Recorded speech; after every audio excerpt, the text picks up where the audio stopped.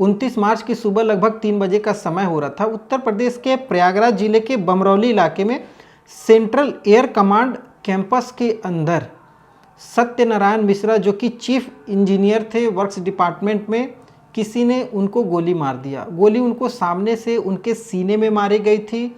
जब तक कोई कुछ समझ पाता तब तक उनकी मृत्यु हो चुकी थी। और जैसे ही ये खबर पूरे कैंपस में फैलती है कि सत्यनारायण मिश्रा जो कि चीफ इंजीनियर हैं उनको किसी ने गोली मार दी है, अब ये पूरी खबर उस कैंपस में आग के तरीके से फैल जाती है। कैंपस में जितने भी बड़े बड़े अधिकारी थे, हाई सिक्योरिटी प्रोफाइल था उस पूरे कैंपस का, एयरफोर्स का कमांड एरिया है। जैसे ही ये बात लोगों तक पहुंचती है, लोगों को विश्वास नहीं होता कि कोई भी कैसे कैंपस में आकर के किसी को गोली मार सकता है। तुरंत पुलिस को सूचना दी जाती है। पुरामफत्ती जो थाना लगता है उस पुलिस थाने को सूचना दी जाती है। थाने से सभी बड़े बड़े अधिकारी पहुंच जाते हैं क्योंकि मामला जो था एयरफोर्स से जुड़ा हुआ था, मामला हाई प्रोफाइल था। पुलिस भी पूरे दल बल के साथ जब उस एयर कमांड एरिया में पहुंचती है तो पुलिस को भी समझ में नहीं आता है कि आखिर इसको किसने मारा है। जब पुलिस लोगों से पूछताछ करती है, उनके डिपार्टमेंट के लोगों से, तो पता चलता है कि इनका जो स्वभाव था बहुत सौम्य था और इनके साथ 300 कर्मचारी काम करते थे और 2 साल पहले ही इनका प्रयागराज में ट्रांसफ़र हुआ था और अभी फ़िलहाल इनका ट्रांसफ़र अंडमान निकोबार द्वीप कर दिया गया है। जब ये 21 अप्रैल को यहाँ से जाने वाले भी थे। तो फिर आखिर इनकी दुश्मनी किससे थी? दुश्मनी थी तो क्यों थी, मतलब किस वजह से थी और किसने इन्हें गोली मारी? ऐसे बहुत सारे सवाल थे और पुलिस के सामने सबूत के तौर पर मात्र उनकी पत्नी प्रीति मिश्रा, एक बेटा जो कि 10वीं कक्षा का बोर्ड की तैयारी कर रहा वो घर में है और एक नौकरानी, बस ये 3 लोग थे सबूत के तौर पर। और पुलिस के पास कुछ भी नहीं था जांच पड़ताल करने के लिए। तो पुलिस अपने स्तर पर जांच शुरू करती है। जांच के क्रम में पुलिस को उस कमांड एरिया में बहुत सारे सीसीटीवी फुटेज खंगालने पड़ते हैं। उस पूरे सीसीटीवी फुटेज को जब वो पुलिस खंगालती तो उसमें एक छोटा सा क्लू पुलिस को मिलता है और वो क्लू ऐसा था जो उस कातिल तक पहुंचने में पुलिस को बहुत मदद करता है और पुलिस 2 दिन में इस पूरे केस का पर्दाफाश करके रख देती है। और जब कातिल के बारे में पता लगता है तो कोई विश्वास ही नहीं कर पाता है कि ये व्यक्ति कैसे कातिल हो सकता है और इसने इतने शातिर तरीके से सत्यनारायण मिश्रा जो कि चीफ इंजीनियर ऑफिसर एयरफोर्स में, उनको गोली मार दी। क्या है ये पूरी सच्ची घटना, आज इस कहानी के माध्यम से हम लोग जानने की कोशिश करेंगे। नमस्कार, मैं सत्या सिंह और आप देख रहे हैं द बुड़बक मंच। दरअसल ये जो पूरी घटना है, ये घटना है उत्तर प्रदेश के प्रयागराज जिले की। प्रयागराज जिले के बमरौली इलाके में सबसे संवेदनशील और सबसे सुरक्षा की दृष्टि से महत्वपूर्ण इलाका माना जाता है सेंट्रल एयर कमांड कैंपस। उस कैंपस में सत्यनारायण मिश्रा जो कि चीफ इंजीनियर वर्क्स डिपार्टमेंट में थे, उनका अपना आवास था और कहा जाता है कि 2 साल पहले ही इनकी यहाँ पर पोस्टिंग हुई थी। वो, उनकी पत्नी प्रीति मिश्रा, एक लड़का है जो कि अभी 10वीं बोर्ड का तैयारी कर रहा और एक नौकरानी जो उनके घर में थी। पुलिस के सामने बस यही 3 लोग बचे हुए थे। सत्यनारायण मिश्रा की लाश पड़ी हुई है, सबूत के तौर पर उनकी पत्नी है, एक नौकरानी और एक लड़का। तो पुलिस जो थी वो अपनी कोशिश शुरू करती है जांच पड़ताल करने की। तो उनके सामने सबूत के तौर पर उनकी जो पत्नी थी, पत्नी से पूछताछ जब शुरू होती है तो पत्नी ये कहती है कि साहब 3 बजे का समय हो रहा था और ऐसा लग रहा था कि जैसे कोई मेरे दरवाजे को काट रहा है। तो मेरी नींद खुल जाती है, मैं उठती हूँ, उठ करके दरवाजे की तरफ जाती हूँ लेकिन हिम्मत नहीं होती है, डर के मारे मैं सोचती हूँ पहले सीसीटीवी फुटेज में देख लेती हूँ। तो जैसे ही सीसीटीवी फुटेज देखने की कोशिश करती हूँ तो उसमें सीसीटीवी फुटेज में कुछ भी दिखाई नहीं देता है, वो ब्लैंक होता है। इतना देख करके मैं थोड़ा सा घबरा जाती हूँ अपने पति को सत्यनारायण मिश्रा जी को उठाती हूँ और उनसे कहती हूँ ऐसी ऐसी बात है। वो उठ करके आते हैं, वो भी जब सीसीटीवी फुटेज देखते हैं तो उन्हें भी कुछ भी दिखाई नहीं देता है। लेकिन फिर वो हिम्मत करते हैं, अपने घर से, अपने कमरे में से खिड़की को खोलते हैं और खिड़की खोल करके बाहर जब देखते हैं, इसी दौरान गोली चल जाती है और वो गिर जाते हैं। बस इतना ही मुझे जानकारी है, इसके अलावा कोई जानकारी नहीं थी। अब पुलिस काफ़ी असमंजस में थी कि आखिर पकड़े तो पकड़े कैसे। पुलिस पूरे उस एरिया का सीसीटीवी फुटेज निकलवा लेती है। उस सीसीटीवी फुटेज में एक व्यक्ति पुलिस को दिखाई दे जाता है जो ब्लैक कपड़े में उस बाउंड्री वॉल के अंदर दाखिल हुआ था। एयर कमांड एरिया के जो बाउंड्री वॉल है उस बाउंड्री वॉल के अंदर दाखिल हुआ था। लेकिन अब पुलिस के सामने चैलेंज था कि उसको पकड़े कैसे, आखिर ये व्यक्ति है कौन।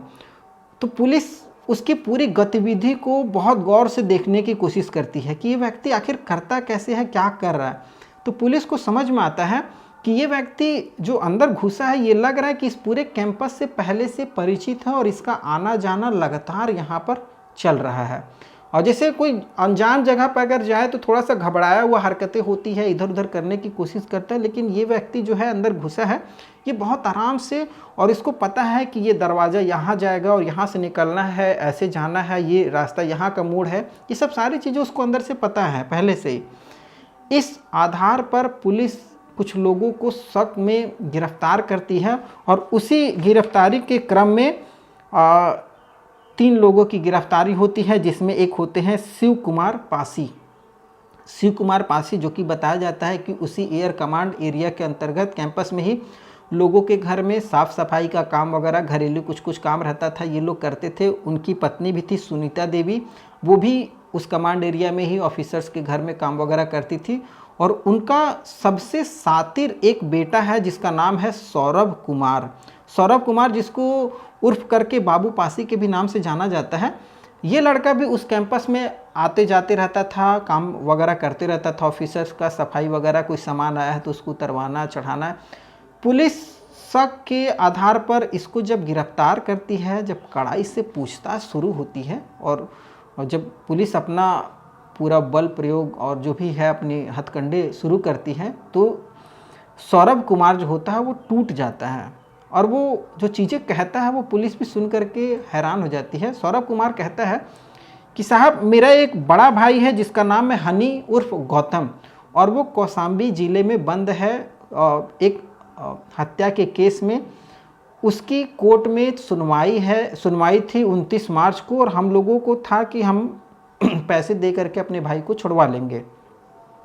अब पैसे का इंतज़ाम नहीं हो पा रहा था। 15 दिन पहले से ही हम लोग कोशिश कर रहे, 15 दिन पहले भी हम इस कैंपस में घुसने की कोशिश किए थे। सत्यनारायण मिश्रा के घर पर भी गए थे, दरवाजे को काटने की कोशिश किए, लेकिन दरवाज़ा कटा नहीं और हमने सीसीटीवी का तार काट दिया था उस समय। लेकिन परिवार जाग गया, तो जिससे हम लोग वहाँ से भाग गए।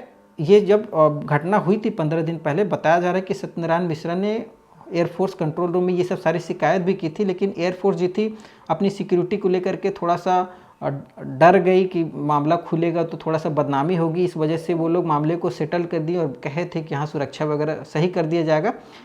अगर उस समय ये चीज़ों को थोड़ा सा गंभीर तरीके से लिया गया होता तो शायद आज सत्यनारायण मिश्रा जिंदा होते। खैर, कहता है कि 15 दिन पहले गए थे लेकिन हाथ कुछ भी नहीं लगा।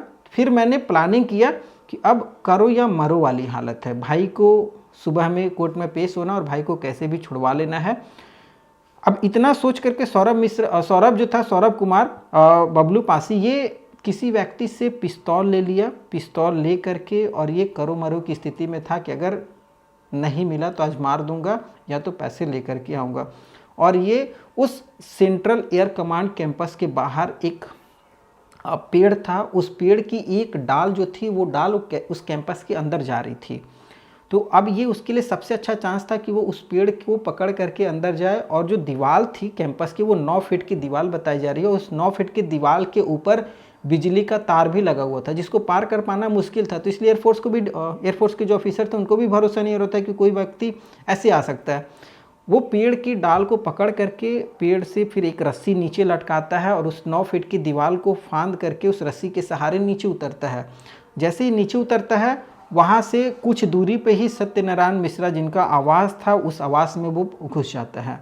पीछे के दरवाजे से जब घुसता है तो वो पहले सीसीटीवी का तार तो कटा हुआ था, अब वो दरवाजे को काटने की कोशिश शुरू कर देता है। एक दरवाज़ा कट गया था, एक दरवाज़ा बचा हुआ था। तभी उनकी जो पत्नी है सत्यनारायण मिश्रा की, ये जाग जाती है। अब जैसे ही वो जागती है तो ये सौरभ कुमार बता रहा है कि जैसे ही वो जागती है तो मैं डर जाता हूँ, मैं सोचता हूँ कि भागूँ, लेकिन फिर मैं वहीं पर छिपा हुआ था। तब तक सत्यनारायण मिश्रा खिड़की खोल करके मुझे देख लेते हैं और वो मुझे पहचान लेते हैं। और मुझे डर लगता है कि अगर ये मुझे पहचान गए हैं तो ये एयरफोर्स का एरिया है, मैंने बहुत गलत जगह हाथ डाल दिया है। अब ये बता देंगे और मेरा पकड़ाना निश्चित है। वो पहले से ही प्लान करके आया था कि इनको मार देंगे अगर पकड़ाया तो। और सौरभ जो था वो सामने से सत्यनारायण मिश्रा के सीने पर गोली चला देता है। जैसे ही गोली चलती है, सत्यनारायण मिश्रा अपने खिड़की वाले जो घर में थे वहाँ से सीधे पीछे गिर जाते हैं। और जैसे ही वो गिरते हैं उनके सर पर पीछे बहुत ज़ोर की चोट लगती है और उनकी मृत्यु वहाँ तुरंत हो जाती है। जब ये खुलासा पुलिस ने सौरभ कुमार को गिरफ्तार करने के बाद किया तो वो कहता है कि इसमें मेरे जो पिताजी हैं शिव कुमार पासी और सुनीता देवी ये लोग भी शामिल हैं। ये लोग काफ़ी दिनों से सत्यनारायण मिश्रा की घर की रेकी वगैरह कर रहे थे। कैसे कहाँ किस तरफ से घुसना है, कहाँ पैसा रखा होगा, कौन सा दरवाज़ा काटना है, कैसे बाहर निकलना है, ये सब सारी चीज़ें ये लोग उस दौरान करते थे। ये पूरे उस कैंपस की रेकी शुरू कर दिए थे क्योंकि इन्हें पैसे की ज़रूरत थी और पैसा चोरी से ही मिल सकता था अपने भाई को छुड़ाने के लिए। और भाई भी बताया जा रहा है कि भाई भी बहुत बदमाश, थोड़ा सा क्रिमिनल टाइप का व्यक्ति है, हनी उर्फ गौतम, वो भी कौशाम्बी के ज़िले में ही बंद है। तो ये पूरी घटना का खुलासा पुलिस ने मात्र 2 दिन में ही कर दिया और 2 दिन में ही सौरभ कुमार, बाबू पासी, शिव कुमार पासी और सुनीता देवी जो कि उसकी माँ है, इन तीनों को गिरफ्तार करके जेल भेज दिया है। इस पूरी घटना को सुनाने का उद्देश्य किसी की भावनाओं को ठेस पहुंचाना नहीं है, लेकिन एक व्यक्ति जो इतने बड़े ओहदे पर है, जिसके कंधे पर देश की जिम्मेदारी है, और इस बहादुर जाबाज सिपाही को खोना थोड़ी सी चिंताजनक है। और अगर समय रहते एयरफोर्स ने भी सुरक्षा व्यवस्था पर ध्यान दिया होता तो हो सकता है कि ऐसी घटनाएं न घटती। और सबसे महत्वपूर्ण है, ऐसे अगर आपराधिक प्रवृत्ति के लोगों को हम अपने घरों में या अपने आस पड़ोस भटकने देंगे तो आज ना तो कल ऐसी घटनाएं ज़रूर निकल कर के सामने आती हैं। ऐसा बहुत सारे उदाहरण हैं। इस वजह से मैं ये आपको घटना के बारे में जानकारी दे रहा हूँ। इस घटना को सुनाने का उद्देश्य किसी को परेशान करना नहीं है, बस आपको जागरूक करना है कि कभी भी किसी अनजान व्यक्ति या कितना भी जाना पहचाना व्यक्ति हो, उस पर जल्दबाजी में भरोसा ना करें। खास करके अगर वो व्यक्ति आपराधिक प्रवृत्ति का है, जिसकी मंशा हमेशा कम समय में अधिक चीज़ें एकत्रित करने की है और फ्रॉडगिरी की है, इन सब चीज़ों से बच करके रहा जाए। खैर, आपको कैसी लगी ये पूरी कहानी, आप हमें कमेंट के माध्यम से ज़रूर बता सकते हैं। अगर आपकी कोई राय हो, कोई सुझाव हो तो आप हमें कमेंट के माध्यम से ज़रूर बताइएगा। और अगर कहानी पसंद आई हो तो आप हमारे चैनल को सब्सक्राइब कर सकते हैं। कोई सुधार हो तो आप हमें वो भी बताइए। और आगे फिर एक नई कहानी के साथ, नई घटना के साथ मैं आपके सामने फिर से हाजिर होऊंगा। तब तक के लिए जय हिंद, वंदे मातरम।